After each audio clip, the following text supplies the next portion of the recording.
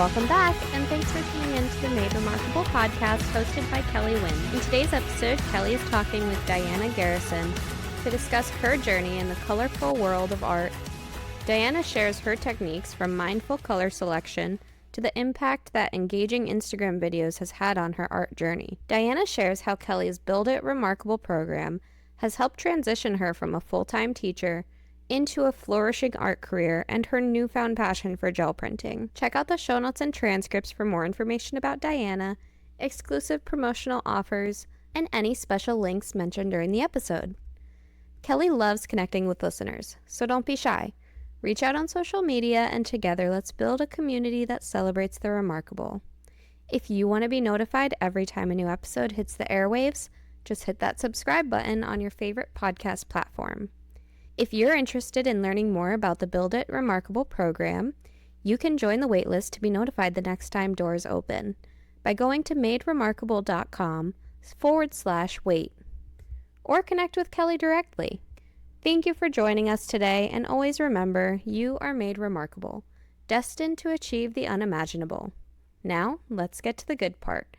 Introducing Kelly Wynn and Dianna Garrison.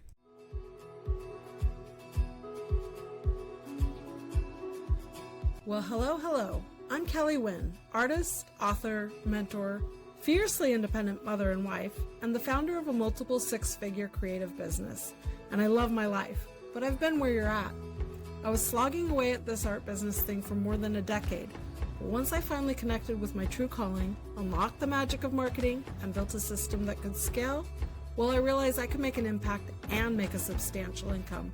I'm finally running a business that I love, and it makes all the difference in the world. My biggest dream is to help you do the same. Let this podcast be the catalyst to your biggest success. You already have it in you because you are made remarkable. Hello, Dianna. How are you doing? I'm doing well, Kelly. It's good to see you again. It's been a while. Oh, it was the fall when we were together for Build It Remarkable's first run. And since then, boy, have you been hitting the road and running. I'm doing my best. Doing amazingly well. You came to me with like these sparks of ideas, and next thing I know, it's just taking off on Instagram, and I love that. I'm loving it too. It's been great. My followers are growing, and I'm so glad I signed up for your program because it's really helped. I'm not all the way through it. Don't have everything figured out yet, but it's there and available for me, and I love that. Thank you. And that's what we were talking about before I hit record is it's a work in progress. The program is the foundation, but it just takes some time to get things all in place and get it off the ground and making the kind of income you want. But you're also a full-time teacher? I just retired. Yay! Yay! Celebration. It That has is been so a celebration. exciting. I was thinking that I might when I started the program, and by the time I got to the end of it, I decided to go ahead. It was just, I'm not in a situation where I don't have to work if I don't want to. I still have to work. But now I'm my own boss. I can do what I love to do. I'm really excited about that. I love that. I love that you had the confidence to take the retirement and go all in on the thing that you love. And going all in, you have. We'll get into the details of how you've had multiple viral videos, but first let's go back a little bit in time. And I just want to know more about who you are. How did you end up as an artist and develop your very cool, fun ideas, playful ideas, and jelly plate printing and all the gorgeous work that's for, listeners can't see it, but if you're on YouTube, you'll see all the works right behind her. Yeah, it's back there. Well, my degree is in graphic design. So I was a graphic artist for a number of years, ended up getting my alternative certification to teach. So I was an art teacher for the past 21 years. Yeah. And for a while, I was working with watercolor pencils and ink, doing illustrations and different things like that, kind of whimsical types of things, and started getting into printmaking, doing some relief printing. And in 2020, I took an art teacher's professional development course in the summer. It's probably probably to the day 4 years ago, because Yeah. it would have been the first week of June. And I fell in love with gel printing. It Yeah. was so immediate. With my other work, the watercolor was really slow. I wasn't fast in my art making. And when I learned the gel printing, the results were really immediate. And I liked that. And I just ran with it. I was in here in my studio that whole summer, just knocking them out. And I looked back at some not that long ago, and they're pretty much like everybody's first gel prints. They weren't that spectacular, but I loved it. And the color gods came about well, actually, I have to back up just a little bit. The course that I took was supposed to be in person, but because of COVID, it was Mhm. online. So the instructor sent everyone a 5x7 gel plate and a little bottle of craft paint. And it's like, if you need more paint, you're just going to have to get it because they weren't prepared for that. Well, my Right. husband, who is also an artist, was working on a series in acrylics. So I went and borrowed the tube acrylics that I'm using now. They're mine now, by the way. They're not his anymore. And he had probably 35 or 40 different colors. Well, I knew how color theory worked with my watercolor pencils. You just put a little bit of this color over here and then put a little over here and all that. But having paints where some were opaque and some were transparent and all that, I was having to kind of learn all that again. And I was looking at all these colors and I was kind of gravitating toward the same colors over and over again. So I looked at these and I thought, I need to learn how some of these other colors work with the colors that I like. And so I just started choosing them randomly. I would just grab a couple at first, and then I eventually got these little wooden tiles and wrote all the paint colors down and put them in a coffee cup. And I would draw out random colors and just experiment with them and play with them. And the original ones, the first ones that I did were like, yeah, okay, I wasn't understanding fully how to make the color theory work for me. But when I started posting these, I was also new to Instagram about that time. Okay. So I thought, okay, what's a sexier way to say this other than I've selected random colors? And it just popped into my head. The color gods gifted me these colors. It just happened. So I'm a big All right. proponent of when things pop into your head that just like out of nowhere, Yeah. trust it. I'm Go the with it. same way. Yeah. So the color gods showed up, and I actually now prefer working with random colors. If I'm wanting to work on a piece and I want the colors to be a certain way, I've got some ideas. I go back to the color god spreadsheet that I've been creating from the beginning and find color combinations that I like. I might tweak it a little bit, but I refer back to that. But I really love working with random colors, making them work. And That sometimes system I get some seems to, duds. yeah, it really suits you. It was kind of the same way when I dove into color theory and teaching it and color Mhm. mixing. And I got to this point where I'm like, I'm just going to recommend everyone just picks 3 colors, the primaries. And Mhm. ever since then, I was like, you can make the most beautiful cohesive paintings if you just stick to 3. Doesn't Right. even matter which 3. And so I kind of turned into, for me, my preferred way of painting, right? Right. And so when you Right. get into a system that you really find works, what's cool about it, which I'm sure you've discovered, is the more you do it for yourself and you kind of figure out the whole magic of it, the easier it Mhm. is to teach other people. Right. Right. So now you have this extensive list of all of the different combinations you've pulled over the Mhm. years, which, by the way, everyone's listening, you can go and download this. We'll put the link in, but this like master sheet of all the different combinations, but really comes down to realizing that you have to know, like, it may be so random, but you have to know which way they're going to layer the best on the jelly plate. And I You do. noticed that when I'm watching you on Instagram, that I'm like, how's she going to deal with these really wacky colors? Like, are there times where you're like, oh crap, the gods weren't so nice to me today? Right. But but I think it's the time and the experience and the repeat process that I can see you're very masterful with understanding which colors need to go before the next set of colors. And no Mhm. matter what it is, it still turns out beautiful and not mud. So where's the secret in that? How do you avoid mud when you How get do I avoid mud? You've got to be mindful of transparent versus opaque. I allow myself to use white. I've got two different whites that I use, titanium white, which is opaque, and milky white, which is a Hobby Lobby brand that is semi-opaque, which and it's warmer too. And if I Mhm. need to, I'll add black or Payne's gray. So I'm getting a range of values. But you've got to start like kind of have a main color. So if I've got a red and a blue and whatever else, and I want the main color to be, say, pink. So I'll start with the white, add the red to it to get the pink, and then just add little touches of blue. But when you start mixing a lot, equal amounts can tend to get you some muddy colors, especially if you've Mhm. got some that are complements or near complements. So I kind of stay Yeah. away from it that way. I mean, what do you do with orange and green? Like, Oh yeah, and color gods like to give me that combination a lot. I'm not sure why. So, I feed them a little bit of chocolate and then they're a little friendlier for a while. oh, there you go. I love that. So, speaking of getting started on Instagram and then continuously doing it, you did the 100-day project, correct? I did.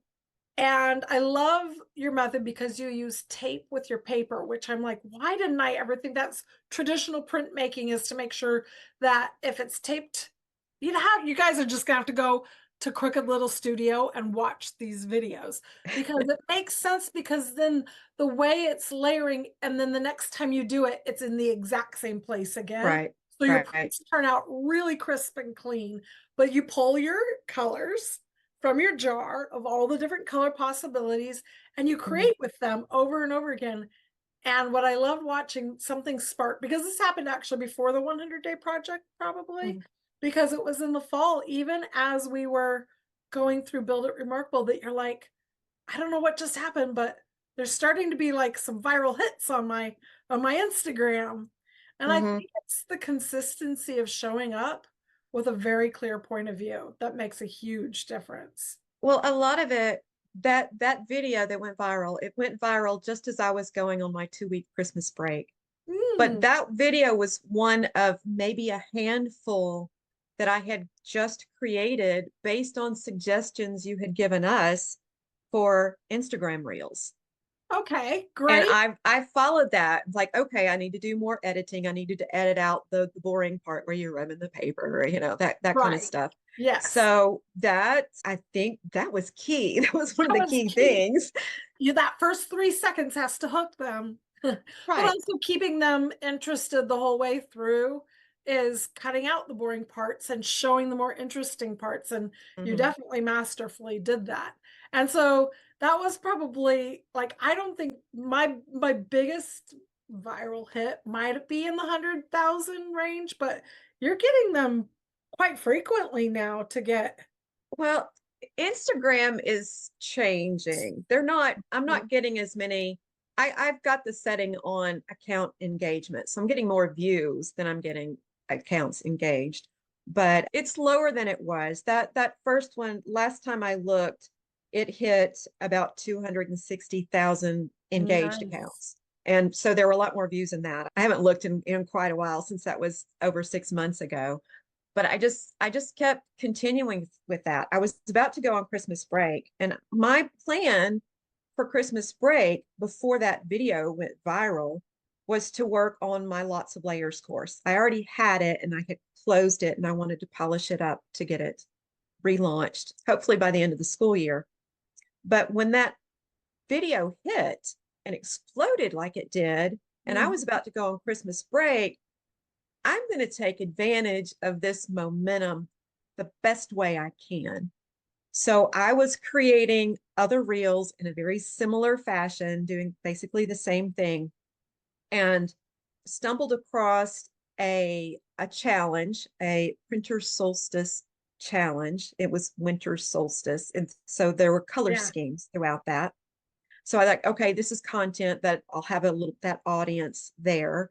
And then one of the other ladies in the program had started another gel printers challenge that I wasn't even aware of until she was about 3 days into it. Tanya's. Yes, Tanya's. So I was taking prompts from Printer Solstice and Tanya's challenge, and I found another one, and I'm sorry, but I can't remember the name of it right now. So I would do one reel with 2 or 3 different prompts from different challenges so that I Wow. could hit more people. And that worked for me. So, I mean, that had me through January and then a little bit into February. You had suggested doing the 100-day project. I do. I like to suggest that because it's the consistency again. Well, I wasn't sure about it. And I wasn't even sure at that point, like who started it, like which artist was promoting that and challenging people to do that. So it was just kind of on my back burner. And out of the blue, a friend of mine forwards one of the emails for the 100-day project. Mm-hmm. I'm like, okay, well, let me look at this. But I was still thinking I need to have this course launched. And I wasn't sure if I would have the time and the energy working full time to commit to this. And I kind of hemmed and hawed a little bit. And then I was like, well, let me just see what the last day of the 100-day project is and see where it falls. Which we It fell just on had. May 27th, and my last day of work was May 24th. It just seemed like a no-brainer. It was just another one of those things that lined up. I'm like, I'm going to be stupid not to do the 100-day project. So I did. So the building up to 100 days was also a counting down to retirement. And so it just fit. It was a perfect fit. I And love it. yeah.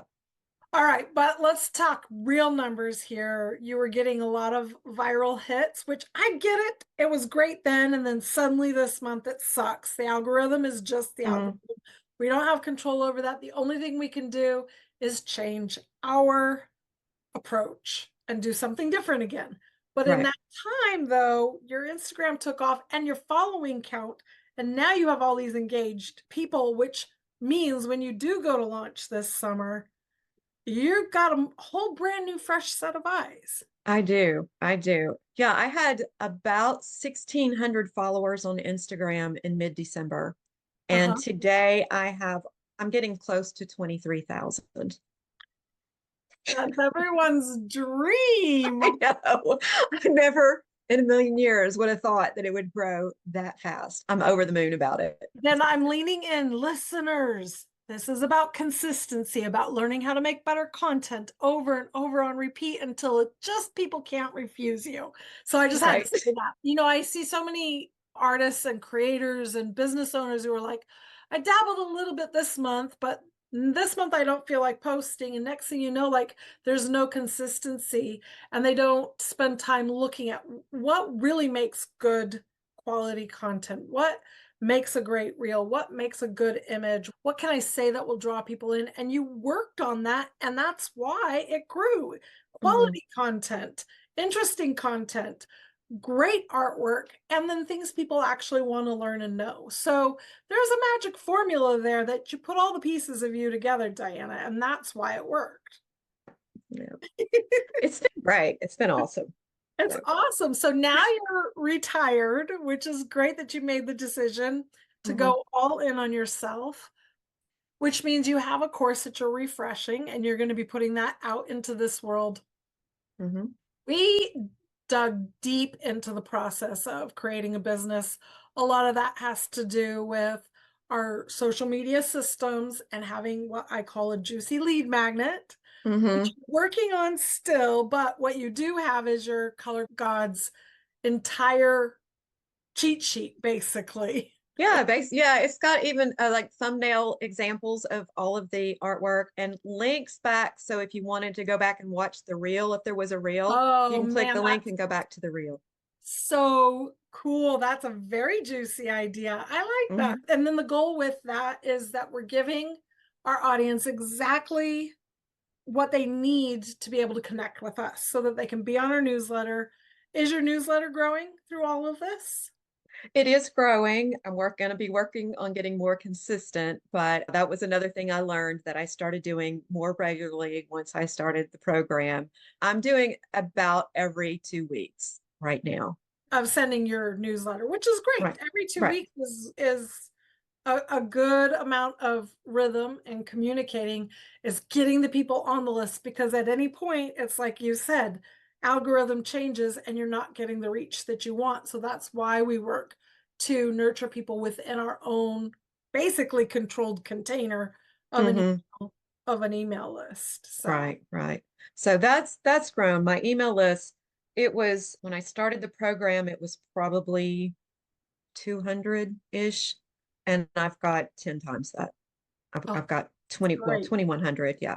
That's great. That's a Mhm. really great growth for an email list. Yeah. And it just comes down to having the systems in place so that you have a place off of social media to nurture your audience. Because again, I can't tell you how many times I hear people's their Instagram fails, they get hacked, whatever else. But yes, that's where the real power is being able to translate what you're doing publicly into like a more intimate, nurturing Right. environment, because that's what email is. Someone Hmm. just gave you permission to pop into their inbox and bother them. So Right. Here I am. Yeah. we want it to be good. We want to be able to give value, and we want it to be like, high touch for sure. Hmm. So That's now, good. where are you going? Where's the sailing off into the sunset, Diana, now that Mhm. she's no longer beholden to the school system and the rhythms of the school year? You have the summer, you're going to finish up. Tell me where you're going. You're finishing up your signature course. Right. I'm finishing up the lots of layers course, and I've got some other things in the works, some other courses, some other classes, and I've got ideas like crazy. I'm just trying to get a grip on all of the things that I need to have a grip on, the accounting system and the platform that I'm using for my website. I still don't have a website. I mean, there's a website, but there's just a page. Yes, but So I'm still trying to get of all of course that figured out too. you can get it going even with just a page. Hmm. Right, right. So more courses. I love doing in-person workshops. So I do as much as I can here in Hot Springs, Arkansas, where I live. And I'm going to be reaching out to other arts organizations around Arkansas. Once I get things under my belt, I'll Yes, be doing that. And I've done some in other spots in Arkansas too. So that's a lot of fun. and I invite maybe people into my traveling. studio. Hmm? Do you have any desire for traveling workshops?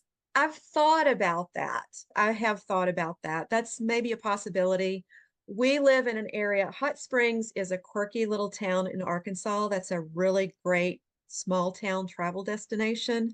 And we live across the street from Lake Hamilton. Oh, Looking out my window, I can see how a cove lucky. off of Lake Hamilton.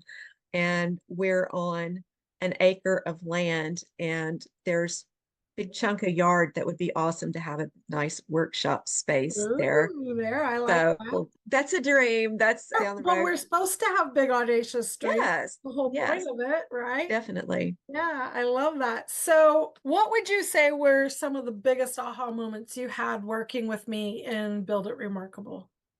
You've got some really great big concepts, which I'm still trying to get into and implement. I've implemented some of them, but some of the things, Kelly, were things that you just said offhand, just little nuggets of information. Honestly, those were amazing. The video, the suggestions for the videos, and unfortunately, I can't put my finger on anything specifically other than that. But you would just say, "Oh yeah, you need this." It was just one of the things that came naturally to you that I wasn't aware of yet. I actually attended one of your free webinars when you were doing your first Remarkable League. I knew I wasn't going to be able to afford it then, but I had a burning question, and you were offering to answer questions. So I attended, and I had just put out lots of layers for the first time, and I said, okay, I'm going to ask this question. What's next? I've got 50 people signed up, and and now it's dead. I didn't know where to go from there. I didn't know any of the marketing or whatever. And you asked me, well, how many people do you have on your email list? And I couldn't answer the question. Yeah. I had probably 100, and almost half of them were the people who had signed up for the course. That's all I had. So, just that little nugget. And you said, close your registration, grow your email list. Yeah. So it took me a little while because I was milking it as much as I could, having that course open, but I did eventually close it and saw what other people were doing to grow their email list and started focusing on that. So by the time I actually started the program, I had twice as many on my email list.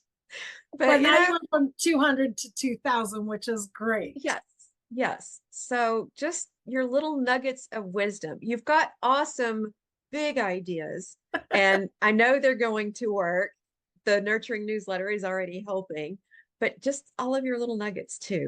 It was really great being in that program. I couldn't always be at the meetings because of my job and because of the time that they were scheduled, but I was watching the recordings and I'd go, oh, that makes sense. Why didn't I think of that? And it's because I needed you. I needed your experience just to follow along with that. I love seeing those aha moments. I love seeing someone go from, I have this idea, but now what do I do with it? Because it's, and I've said this before, it's not like if you build it, they will come. If you build it and you market it, then they will come. And so many people don't really understand that marketing part or how to put all the pieces in place to actually grow it once they've started it. So I'm so glad that you came for those first workshops that I was doing and then chose to join me for our first run of Build It Remarkable in the fall. But there was also something you said that's important. You're still working on it. You still dive back into some of the bigger concepts, some of the juicier things like that will take up to a year or longer, depending on where you are on this path of a proper launch, of making a proper offer, of really understanding how to build out that sales page, of really understanding like all these little components. Like we start with the basics of who do you serve? Why do you serve? What is it that you're doing? How are you going to build it? And then the most important part in order to actually make the sales is building out your email list. And I do work on it from a different point of view than maybe some of the other list builders out there do. And that's because I come from it as an artist and as an art student and as a supporter of all the creatives. We need something different. We need something that tugs at our heart's desires a lot more than like someone who's just looking for a quick fix for their business, like those other programs are great. They're valuable, but I'm coming at it from a point of view of I've been in your shoes and I've helped people like you and other artists get to where they want to go. And I have no doubt that this is going to turn into something super successful for you, especially now that you have more time dedicate to it. Yes. Yeah. Yep. So, but work in progress just takes a little time, but I am so glad that I got to get to know you and watch you completely blossom on Instagram. So if anyone wants a peek into the Color Gods system, go find Crooked Little Studio, and we will also be linking her free worksheet. This PDF is a master PDF with links to all the videos that go with it. I mean, like that in and of itself is pretty juicy. Yeah, it's actually a Google spreadsheet. So it's kind of a live spreadsheet. It's best accessed on a laptop or something. Smartphones have a little bit of a problem with it, but yeah, it's good. That's really cool. A living document. I love that. Yeah. Fabulous. Thank you so much, Diana, and we'll see you around the block. Thanks so much for having me, Kelly. I'm very honored you asked. Yes.